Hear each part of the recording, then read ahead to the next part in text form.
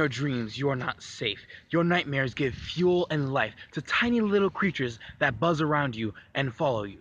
They feed off of your fear and your rest. These creatures are called the Pesadillia Volar, and they want in your nightmares. The Pesadillia Volar feed off of the nightmares of mortals, specifically children and adventurers. Children more or less simply because they have very active imaginations that allow them to make the most juiciest and vivid of nightmares.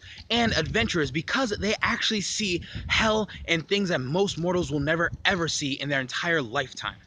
So, how do they feed off of your nightmares? What the Pesadillia Volar do, or what more or less what you do when you have a nightmare, is you sweat. And in your sweat, you produce these tiny little beads called nightmare beads. And in these nightmare beads, they give off an aroma that only the Pesadillia Volar can smell. And from there, the Pesadillia Volar find you and eat these nightmare beads and stick around because they want more and more sustenance. What happens at this point is more and more Pesadillia Volar come at you and begin to eat all these nightmare beads. Now, unless your armor or the bed sheets or wherever you had this nightmare is not properly washed and salted, the nightmare beads will continue to stay there and the creatures will follow you or follow your bed.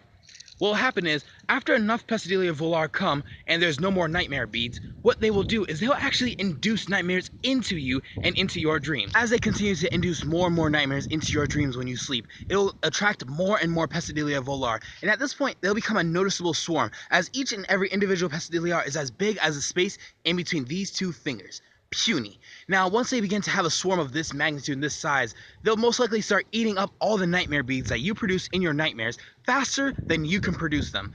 And because of that, what they will do is the swarm will all congregate together and coat your lips in a poison. And this poison will keep you eternally rested as long as they continuously feed it into you, causing you to have a permanent nightmare. At this point, because you are stuck in this eternal rest, washing and salting your armor or your sheets is not enough in order to get rid of the Pesadillia Volar. And if anyone were to make an attempt to move your body away from the Pesadillia Volar, they will attack and hunt and destroy them as you are taking away their only valuable food source. They will do this in a multitude of ways. One in which they will actually go down the throat of the assailant and choke them from the inside out. Another is they will simply, while they're inside your throat, pour down their poison into your stomach, which actually eats up at your stomach lining and will make it burst, and you will eat yourself from the inside out. And the third way that they do this is they actually attempt to knock you out, and from knocking you out, making you their next cattle, in which now you will be another person stuck in their permanent nightmare landscape. No one knows exactly where the Pesadillia Volar originated from, but it is theorized that they actually were caused from Yesenia's first nightmare. Yesenia, the guardian of light and the dreaming veil, which is a plane of existence that covers each and every single plane of existence and essentially holds all of the dreams of the mortals or immortals that live in those areas. Now, in her first nightmare, she dreamt of these creatures, and as she dreamt of them, when she finally awoken, she breathed these Pesadillia Volar out.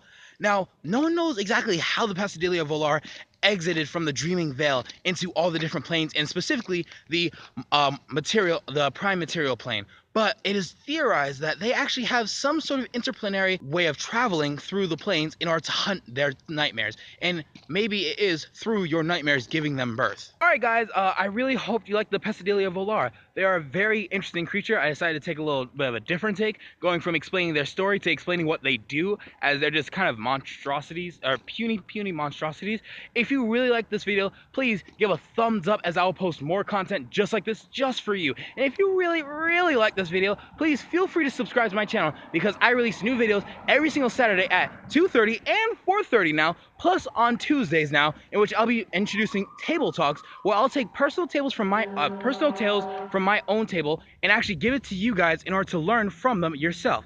So I hope you enjoyed the content, and in a world without fantasy, sometimes you need little Dungeons and Dragons. One more thing, I forgot all about it. Please join us in our Storyteller's Paradise, which is essentially where all the storytellers just like you join up together and answer the quests of the day, and just share our ideas and our opinions on our worlds, how we run the game, and just a huge and great community of fellow DMs just like you that really just want to help and support each other and make a loving environment. I hope to see you in Storyteller's Paradise, which will be linked down in the description below.